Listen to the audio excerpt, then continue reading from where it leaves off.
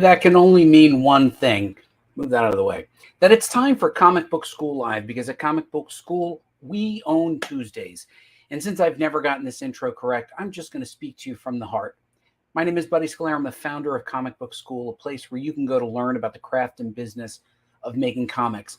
And every week on a Tuesday at 8 p.m. Eastern Standard Time, I come into your house and we just talk about comic books and what you can do to improve as an established creator, level up to the next point in your career, or just get better at your craft, or even the business side, because that's what we do here at Comic Book School. Now, every time we go on, we owe a little debt of gratitude to one of the Comic Book School members and one of the leaders of the group, part of the Comic Book School Council. His name is Rob Andersin. He's been a great friend to Comic Book School. I've known him for years. I've been seeing him year after year at New York Comic Con, and he really helped us to set up this complete, brand new way of communicating with you every week right here on the live stream. So we thought tonight it would be fun to do a crossover, because Rob also does a show. Hits a lot more followers than we do here at Comic Book School. And we're going to learn a little bit about what it takes to be successful in a Kickstarter. So, Rob, are you there? You're welcome to the show. He was there. There he is. Okay. There he is. Nate. What's going on? How's my audio, Rob? Can you hear me okay? Yeah, you're good. How's my audio? Your audio is a little low. All right. Can you hear me? Testing. 1, 2, 3. On 3, you got it. Okay. Rob, where are you dialing in from? What part of the country am I finding you today? Most people know it as Fort Myers, Florida. It's just about 2 hours away from Tampa South. We're between Tampa and Miami, basically. So nice and warm area. Definitely a nice and warm area. Nice and warm area. So, Rob, you know, you're my go-to guy when I want to learn about kickstarting, crowdfunding, in part because you're amazingly good at it, but also because you do run a show about Kickstarter. So before we really get too far down the road, let me pull this graphic up. You run a show called BackerPause, and I watched the show. You can link to it from our channel. Rob, tell them about BackerPause. BackerPause, honestly, to be honest, I'm amazed I never got in trouble for doing BackerPause when we first started it. It was New Year's Eve. It was one of the rare times that BackerPause was going to fall on a holiday. We decided to do it anyway. Jax was with his mom, so I had some free time. And me and Chuck kind of got together, and we're sitting around doing what we normally do. And there it is. There's a big graphic for you to put in the background. Me and him were just doing the normal BackerPause. At that time, we called it Kickstarter Talk. And all we did was play videos and basically announce the names of it and didn't give any information. And Chuck was just hanging out because it was New Year's Eve. And I don't know which one of us started it. It was probably me, though. We kind of picked on our fellow creators, especially our friends that we knew, and it became science theater. And we were just ragging on the things. Again, I'm amazed that I didn't get in trouble for this one, because we were really picking on our friends. But the one thing we noticed was that there had never been as much of a viewed show and a shared show and as much feedback that was on it. Because as much as we were being funny, we were nailing things that were wrong with the videos. So then we were like, well, people like this. Let's tone it down a little bit, because it's not always just going to be our friends. Let's do it so everyone feels comfortable. And since then, we were doing videos. And the videos themselves, we kind of critique them. We look at them. Well, is this really going to interest us? Because there's 2 different videos a creator will make. The one that they're trying to impress everyone, and then the more genuine, honest one that'll hit as a commercial. And the one where they're trying to impress everyone, it doesn't hit. And you could tell, if you ever look on your Kickstarter, it shows how long people watch your videos all the way through. I usually score between a 70 and 85 because I keep it below a minute or to a minute. And I keep it informational and I keep it going. I mean, Brian Polito has a budget for the mini movies he makes that he calls videos for his things. So he blows it out. I mean, he literally has a scrolling list of all the sci-fi people and all the graphics he uses in the back. So he does amazing videos. But it really did begin to, and we kept hearing this, and I always give Chuck the credit for being the co-creator of that aspect of BackerPause, because it brought an audience and people looked at it. And people to this day say they do videos differently. This year, I kind of looked at it and was like, we spend all this time talking about just videos, but we don't talk about all the different titles and all that and all that stuff. Give me a second, Jax. We don't do all the things with the titles, with the pitches. And I was like, it was all the crazy things. Give me 1 second, and you can talk to me, and I'll let Buddy ask the next question. So we introduced this year doing both, and then recently we created some new rules so we could actually keep ourselves from copyright violations. So now we're basically giving you a look over of your entire Kickstarter within a half an hour to an hour every week. And if we can't do the longer show, because I usually try to have guests on, because we don't have enough people who've given us permission, or we just have a whole new slew of Kickstarters that we haven't gotten all the permissions, we'll just give you the list. So at least there's something there, and we give you that. We've moved it to TikTok. We've moved it to TikTok Live. We've moved it to Twitter now.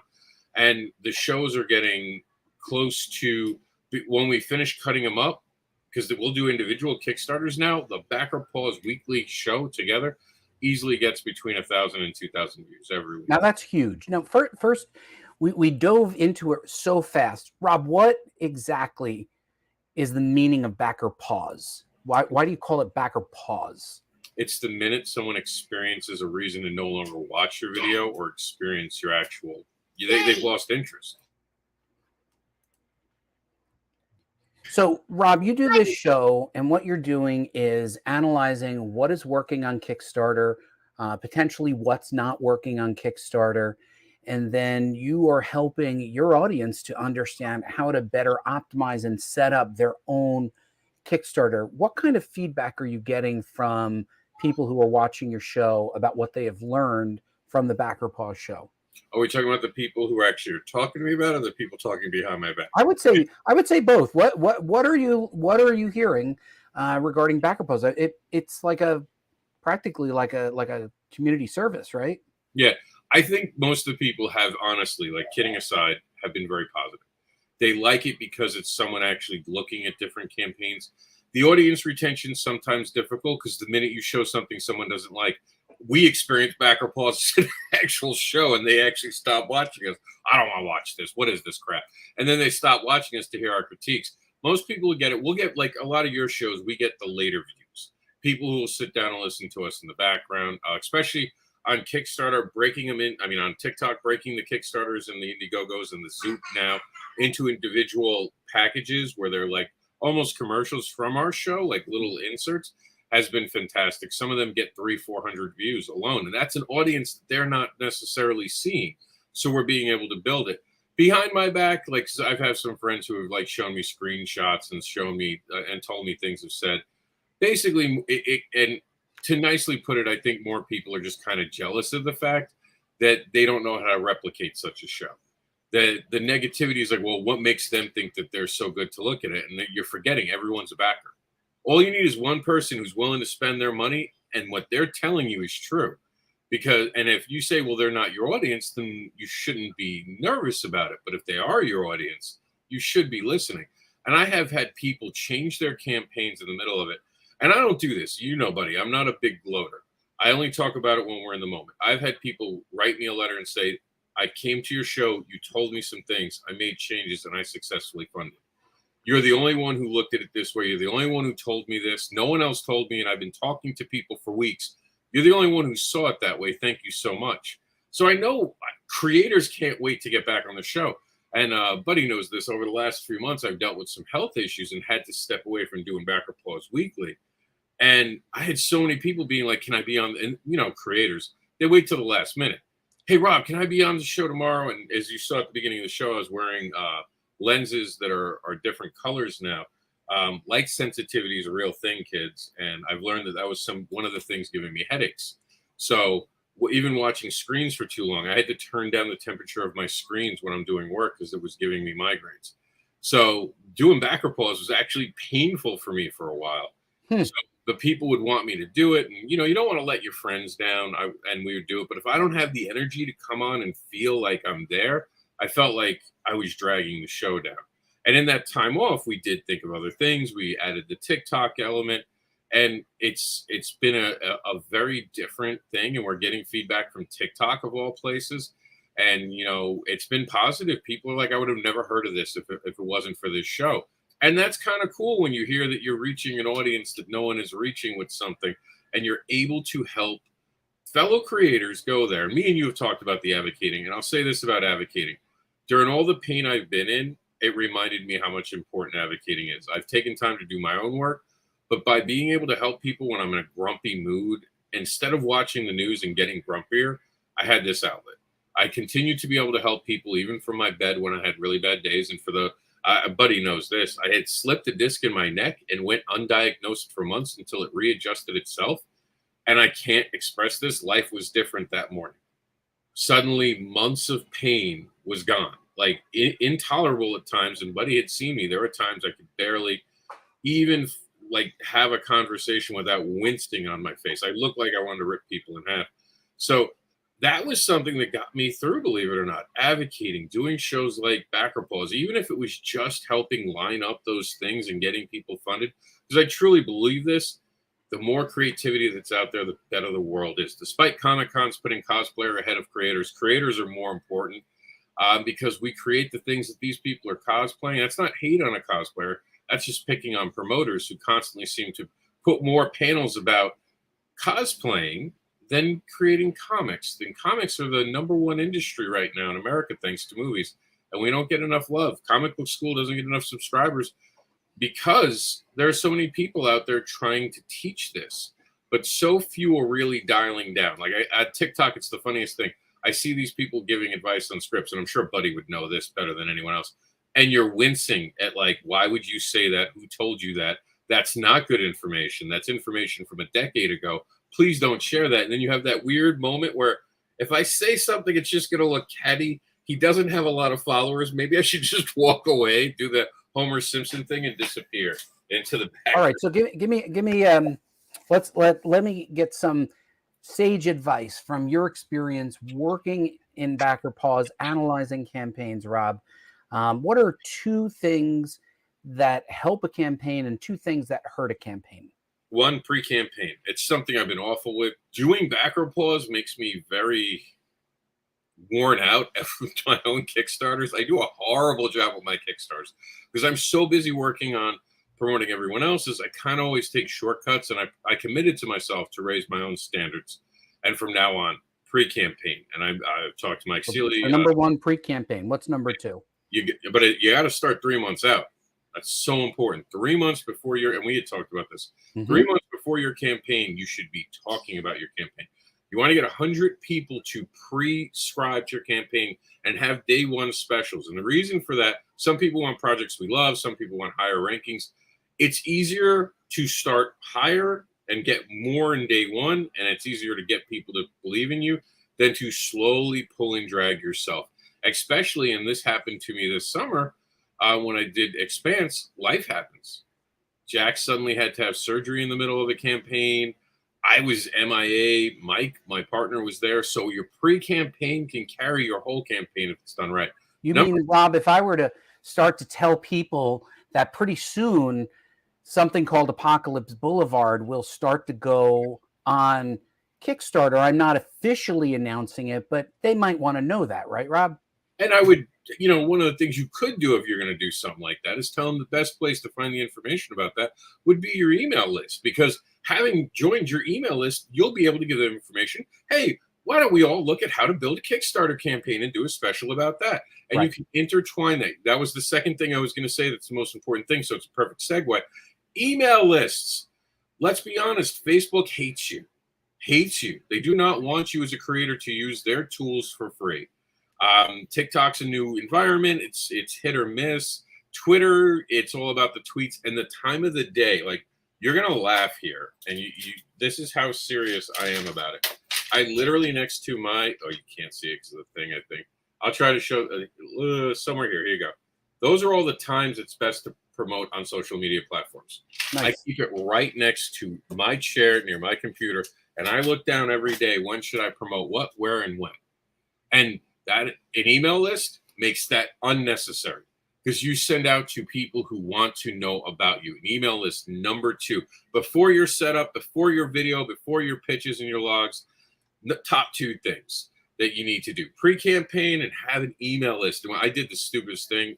I decided early on, because there was some legislation that was going to stop email lists. And I actually thought the government was going to do something. That was my number one problem. They didn't. And I never built an email list. I could have an email list with thousands of people, but I was like, no, follow me on Facebook.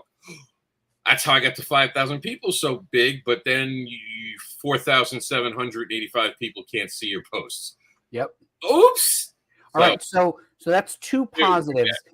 Two positive. What are two mistakes? Oh, wait a minute. This is an interior page from my upcoming Kickstarter that I haven't yet announced, but because Rob said it. He said 3 months in advance, start showing some of the. Show it off. Put it in. Shamelessly promote. Never be afraid. Rob, they want to know how do they get that document? Do they have to bribe you? Just ask me. I have a picture of it. And if I don't, I'll take a picture. All right, where do they go to find this, Rob? Now, I know your show is after mine. No, we already filmed it for today. So we're done. I did it earlier. So they have it. Where can they follow you, though, Rob, to get that piece of information? Just reach out to me, Mr. Anderson, or Rob Andersin over at Facebook. That's the easiest way. You can get me through Comic Book School if you want to use the board. What about this email address? There's an email address here. I'm about to post your Twitter BackerPause. Oh, the BackerPause. Yeah, you can reach out to me on Twitter. Twitter's hard, though. The messages are like hidden. Instagram, too. It's like trying to find things. You'd also do the email at comicsnewswire@yahoo.com, and I can get it over to you. Incidentally, this is your website, right, Rob? Your YouTube page? Yeah. There you go. BackerPause list. 100 videos we've already done for BackerPause. 100 videos. I was trying to share the link. My computer's going. I'm getting a new computer. All right. So 2 things that people don't do right or that make people leave the campaign. Their image. Number one, your image has got to be on point. Common knowledge is not to have any words in it because words affect analytics on sites. If you have a word in your image, you're going to get knocked down. Plus, it looks messy. Not even a logo, just an action picture if you have it. If your story has a fight scene, that's where you put it. Number 2 thing everyone makes a mistake is their title and their actual description, which I call the elevator pitch of your campaign. Your title shouldn't say black and white. That's a descriptor. That's not a title. What's the title of your comic? Give us something to keep reading. And then the second thing you want to do is your elevator pitch. Get them to want the campaign. This is where you're going to tell them what your story's about. Do not tell them it's 120 pages. At that point, they don't care. They haven't made a decision whether to buy it or not. When you say things like 120 pages, I bet you everyone who's listening is like, "Ooh, I bet you that's going to be about $20-25. You're already making them think monetary instead of falling in love with the story. So you've already hurt yourself. That's why an elevator pitch is so important. You never talk about the price. Same thing at a car dealership. When you're selling a car, you don't go, "This is $32,000, and let me tell you how cool it is." What is a good elevator pitch, Rob? What's part of a good elevator pitch? Like Cat Dad and Supermom. A story that teaches morals with farts. Wait, I talked over you. Say it again. Cat Dad and Supermom is a story that teaches moral with farts. That's it. People stop. They ask me more. They ask me, "What do you mean?" Wolf and Fox, which is first issue, is coming out this October 3rd or 4th, the first Tuesday in October. First full issue of Wolf and Fox. Here's the elevator pitch. A divorced duo must work together and go to therapy so they can co-parent the city they both love. And that resonates with people. They hear co-parent, therapy, work together, and divorce. I'm telling you, people are signing up for my email list right away. They want the issue already. This is something that we fast-tracked to get out this year. There's been so much demand for it. That's what you want. You want something that opens the door for them to ask you, "Tell me more." You don't want to give an end statement. You don't want to, like, I've seen, and Buddy, you've seen this, the elevator pitch that lasts 5 days, where by the time they're done, you know the book, and you're like, "Well, I don't need to buy it. You've told me and that's a creator thing. Creators have, word vomit. They can't stop themselves. The words just keep coming out. They have to learn very quickly. Shh, keep them inside. Don't work on your work. Keep your words to yourself. Brevity is important, and I think that it is really hard for people to know how to be brief. Really, I'm not kidding. It is a superpower that you have to work on. This, Rob, this is mine that I'm working on. It's some preview art. My story will be about cars, motorcycles, explosions, and monsters. Now, here's a tip when you're doing this later. For now, preamble, great. But when you get to the campaign stages, do 1 or 2 pages where the story doesn't matter of them talking, where you're not giving anything too much away about the story. You don't want to do your cliffhangers. Never show your last pages. Don't do that kind of stuff. But like your first, like a funny moment where they're talking. And here's why. The psyche is that they've lettered the book, which means they're done with the book. They actually know what they're doing. They're going to get me a book. So if you have like a backer who's like, well, I don't know, I've gotten burnt before. Well, there you go. Well, I think the thing about BackerPause that I do listen to it sometimes in the background is it's short. You're talking and it's easy for me to follow.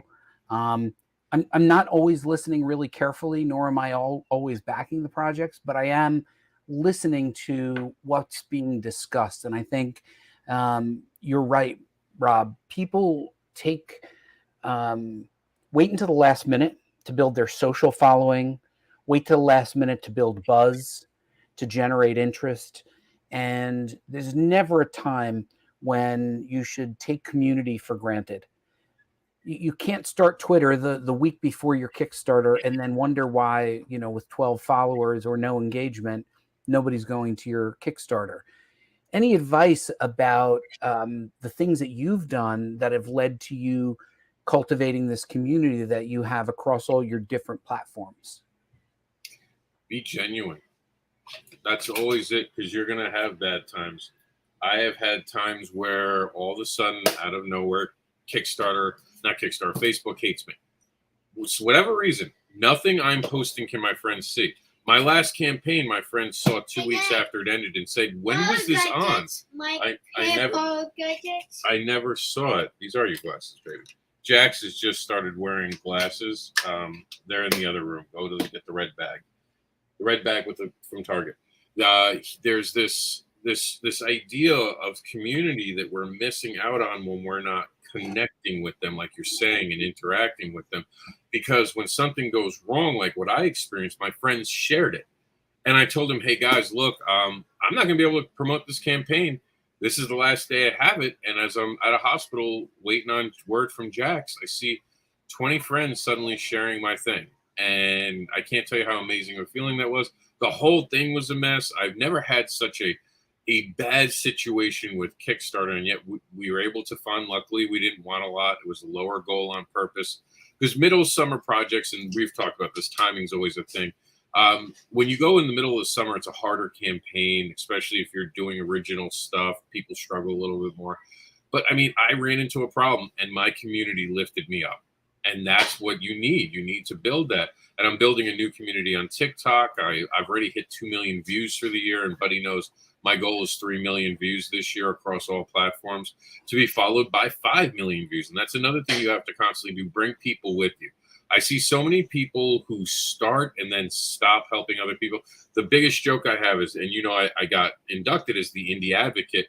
And we've talked about this privately. I found times where I felt the name was too much pressure, because suddenly I had to speak for every independent creator, like Comics Advocate better. But there are people who have taken the Indie Advocate now and tried to make it their own. And it's funny to me. I don't mind anyone calling themselves an advocate for comic. I love it. Go advocate. But it's funny how they call themselves an Indie Advocate only when they're live on Kickstarter or when they want something. Suddenly they're the world's biggest advocate when they want the audience. But being an advocate's doing it when no one's looking. All right, Rob. People don't realize, and I'm going to pull this up. Indie Advocate, Comic Book Newswire, BackerPause. This is the graphic that you provided to me. While it's on the screen, just tell people what these shows are, what these accounts are all about, and what they will find if they decide that they want to follow one or all of your accounts. All right, well, comicbookadvocates.com is where the love of comics comes first, and we just promote news about comic books through the Comics Forecast, which talks to you about where all the different Comic Cons are this weekend and tells you who's appearing when people tell us. The Comics Newswire itself is just where we put all the news that people tell us about and some things off Twitter that we thought were exciting and amazing. We've talked about BackerPause, and we're excited that we got IndieAdvocates.com back. We are doing certain things with it. We are always advocates for indie. but we somehow misplaced the URL because of a spelling issue that I was having, and it was a mess. But now we got it back. I'm so thrilled. We've been excited and promoting it. If you guys noticed in all the graphics I have recently, we're trying something out where we have every week a different theme. This might be something we even charge for at one point. Nothing major. We're not trying to make millions, but and Buddy will tell you, it costs money to run these websites. These aren't free. These don't grow on trees. I wish they did. Trust me. I have the yearly annual bill coming up this September, and I was like, what?